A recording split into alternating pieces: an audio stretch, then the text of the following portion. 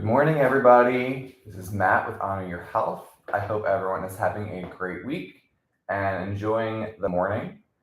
I wanted to come on today and talk about who are you? What do I mean by that? I think we put labels on ourselves every single day. I think we tell ourselves stories to protect ourselves every single day. Um, I have been kind of diving into the statements that I make to myself in the morning and the statements that I make to myself every day throughout the day.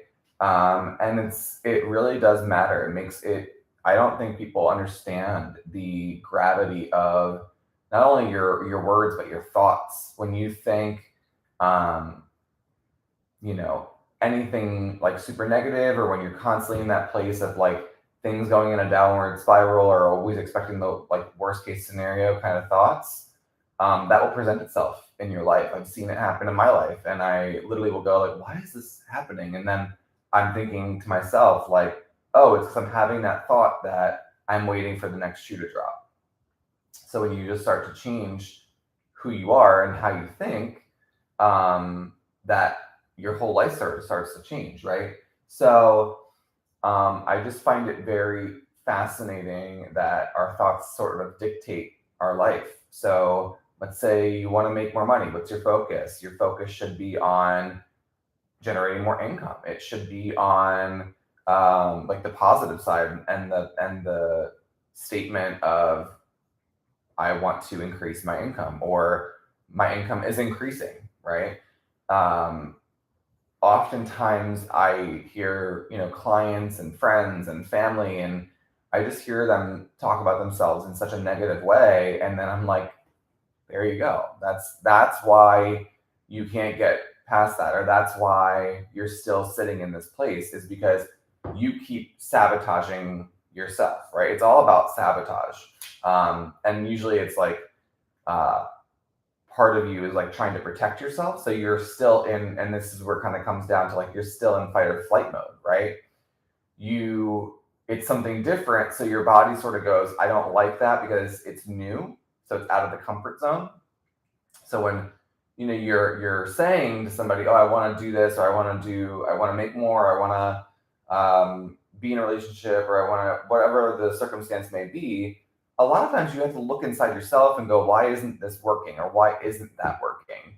And a lot of times it just comes down to the story that you are telling yourself, right?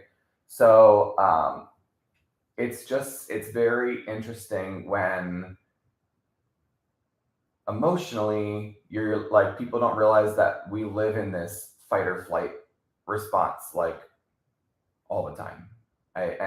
And me included, right? Like I'm no different. Like I think that a lot of people have always lived in that fight or flight response, and that could be like, as a kid, didn't get much attention, or you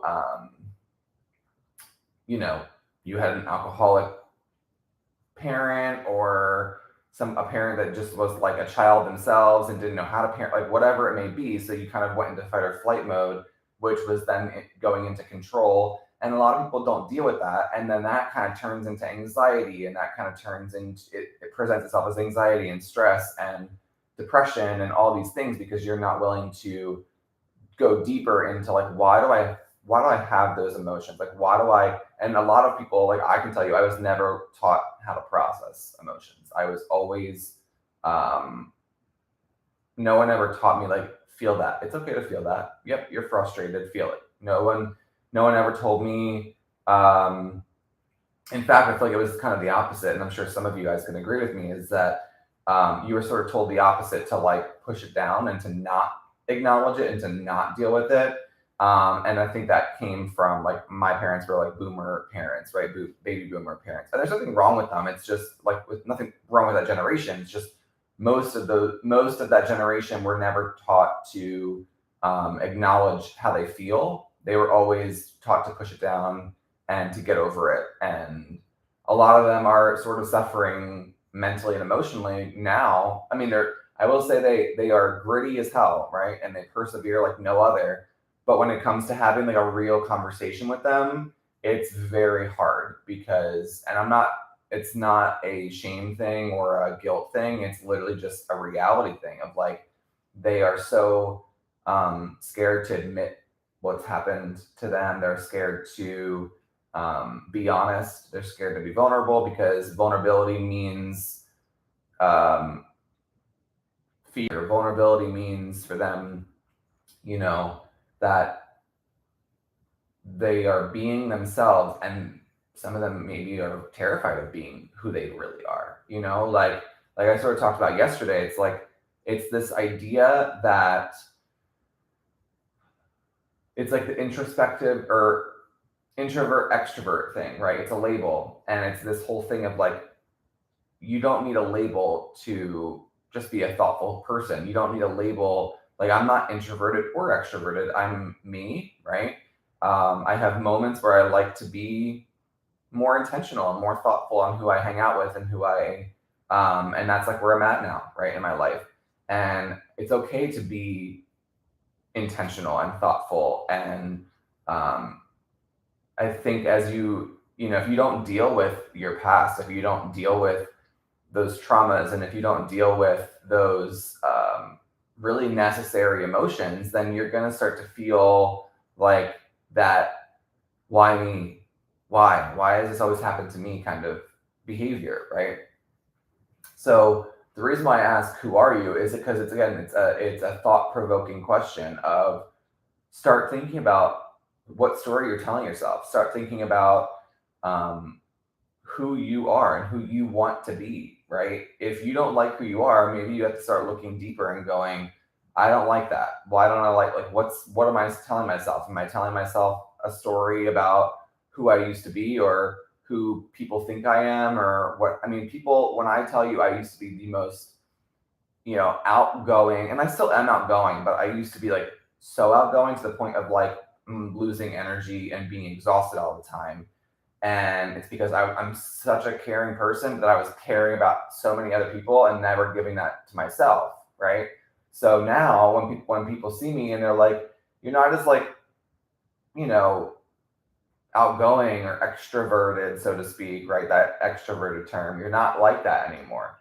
And I go, well, that's because I'm giving myself the energy and I'm keeping it for myself, because I've been doing that for so long that I've decided to change the script on myself and go, I need that energy and I'm going to keep it, right? And there's nothing wrong with that. And I think so many people are so used to giving and so used to, and that's great, but it's like it's a very masculine, and again, I am a masculine guy. That doesn't take away from my masculinity, but do you ever get to the point where you're like exhausted to the point where you're just like, I know I'm doing way too much. I know I'm giving way too much, and I sort of need to just like take some of this back. That's sort of where I'm at right now, where I'm like, I have been giving energy for the better part of 20 years of my life, and it's exhausting, to say the least, right? It's exhausting. It's like, never had boundaries, always was like a people pleaser, always was, caring about people, but caring about people to the point of pleasing them all the time and never pleasing myself and never giving myself that energy, right? And I think that sort of goes with my career. Is I'm a caring person because I care about people getting healthy and I care about people feeling good, but not, I need to like, it's at the point where it's like not to the detriment of my own health, right? So, and I think a lot of people are afraid of that. I think a lot of people are afraid of saying, I need this energy for me, and I'm okay with needing this energy for me. So if there's anything I can tell you going into the weekend, is like, wake up, start looking at yourself in the mirror, start looking at who you are and what stories you're telling yourself. Start looking, stop being a victim, because you're not a victim. If you're listening to me and you've been listening to me, we don't do victimhood here, right? We are all about changing your own life, right? Having God as your witness, and God is there to give you a peace of mind. God is there to not make you worry, not make you stress. Like I always hear this term, childlike faith. What does that mean to you, right? To me, that means literally being a kid again and allowing what is a child? A child is innocent. A child is free. A child is always learning. A child is always having new experiences, right? Like, go back to that. What if we got back to being kids? And I don't mean like immaturity. I don't mean like that. I mean, like, what if we just got back to being childlike and having fun and exploring mentally, physically, everything, like exploring those things, right? Um, there's nothing wrong with wanting to have a little bit more zest for life. And I think we, as adults, we sort of get all these things that put up, no, you can't do that. No, you can't do that. No, you can't do that. No, you can't take a risk. No, you can't be yourself. No, you're not allowed to, right? So we get all these things, no, no, no. So we actually all take that on. But as a kid, you're not. Like you're like, what's this? Boop, what's this? Right? Who are you? Who are you really? Right? Go back to being that kid and don't be afraid of exploring that. And don't be afraid of realizing that you might need to learn something new and make a new move. All right. So I hope this helped. I hope it's a thought-provoking question. I hope it's a I hope it brings intention to your life of what story you're telling yourself. So with that, I bid you adieu, and I will talk to you soon. Bye.